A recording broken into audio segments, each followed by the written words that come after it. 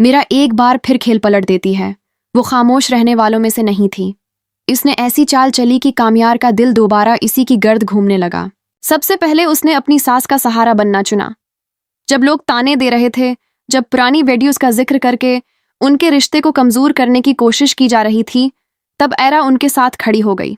उसने नरमी से कहा कि लोगों की बातों से डरना छोड़ दीजिए, अपने शौहर के साथ खड़ी रहिए। उन्हें आपकी मोहब्बत की जरूरत है।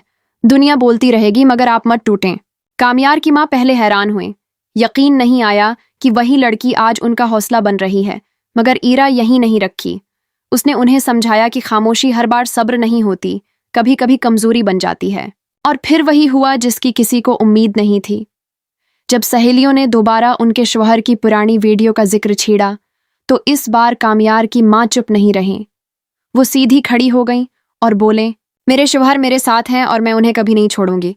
मुझे उनसे बेइंतहा मोहब्बत है। सब हैरान रह गए। घर का माहौल बदलने लगा। सास और ससुर के दरमियान फिर से अपनायत लौट आई। हंसी वापस आ गई। सुकून लौट आया। और कामयार ये सब देख रहा था। पहली बार उसे एहसास हुआ कि ये सब ईरा की वजह से है।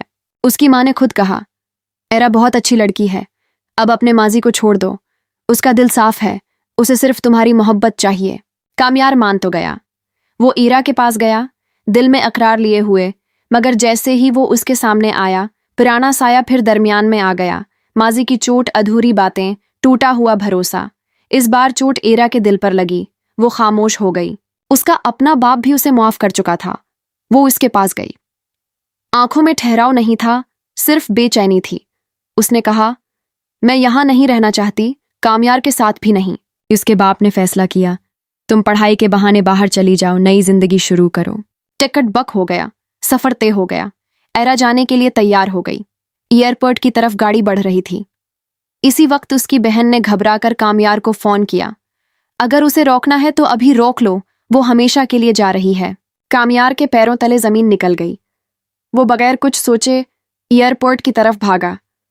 पहली बार उसे सच में डर महसूस हुआ, उसे खो देने का डर। जब वो पहुंचा तो एरा बोर्डिंग की तरफ बढ़ रही थी। एरा! इसकी आवाज पहुंची। इस बार उसकी आवाज में झुझक नहीं थी, सिर्फ सच्चाई थी। वो उसके सामने आकर बोला, मैंने तुम्हें हर बार खुया है, इस बार नहीं खूंगा। मेरा माजी मेरी कमजोरी था, मगर तुम मेरी ताकत हो। अगर तुम चली गई तो मैं खुद को कभी मुआफ नहीं कर पाऊंगा। मैं तुम्हें बगैर किसी बहाने, बगैर किसी डर के चाहता हूं। एरा रख गई। उसकी आंखों में पहली बार यकीन लौटा। उसने कामयार की आंखों में देखा। वहां कोई साया नहीं था, सिर्फ साफ मोहब्बत थी।